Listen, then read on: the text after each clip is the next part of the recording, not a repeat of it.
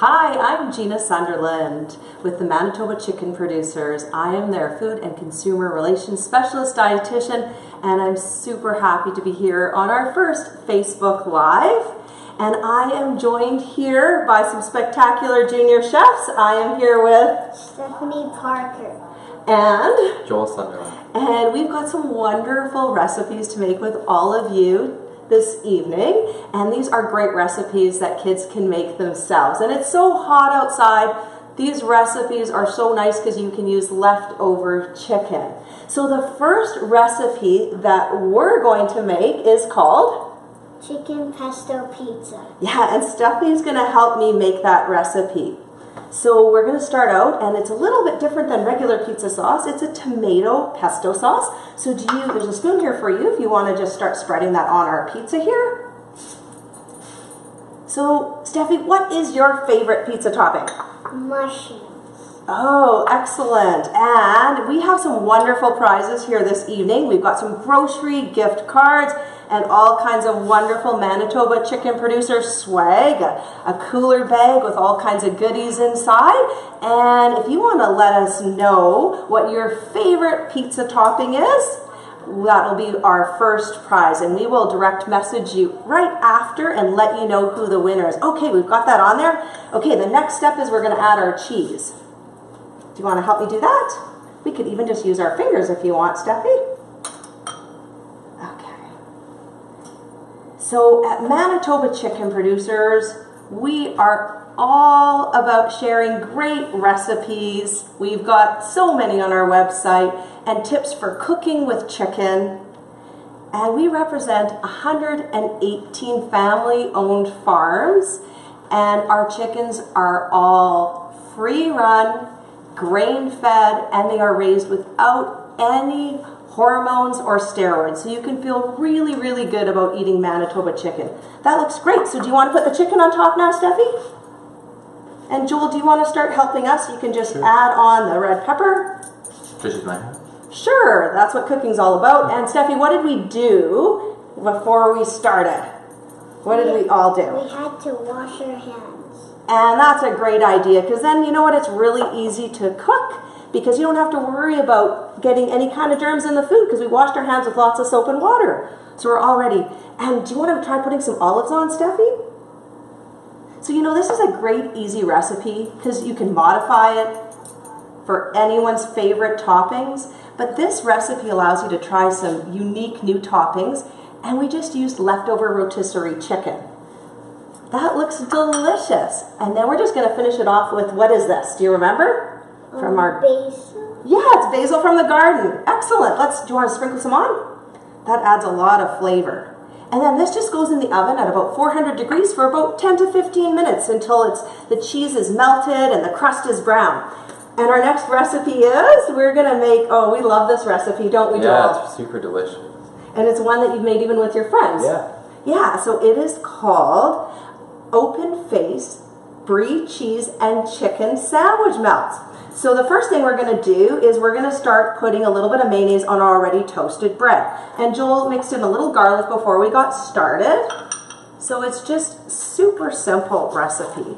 And so for those of you that are just joining in, thank you so much for tuning into our Facebook Live here at Manitoba Chicken Producers.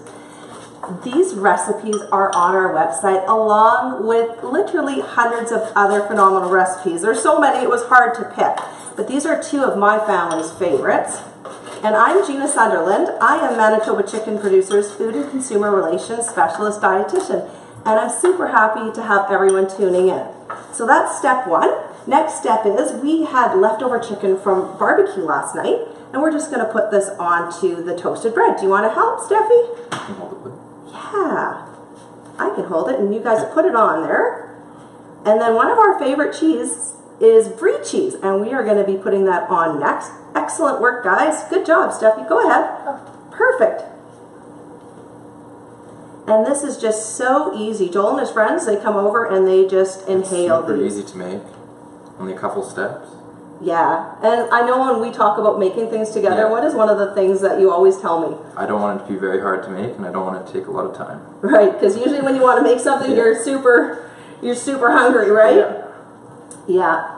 So, hey, that looks great. Good. So then these just go in the oven under your broiler for maybe about 5 or 6 minutes. And if your house is really warm, like ours has been here on the prairies, we're having so much heat, you can even put these on a pan and put them on your barbecue until they melt. Same with the pizza. So you don't even have to worry about heating up your house.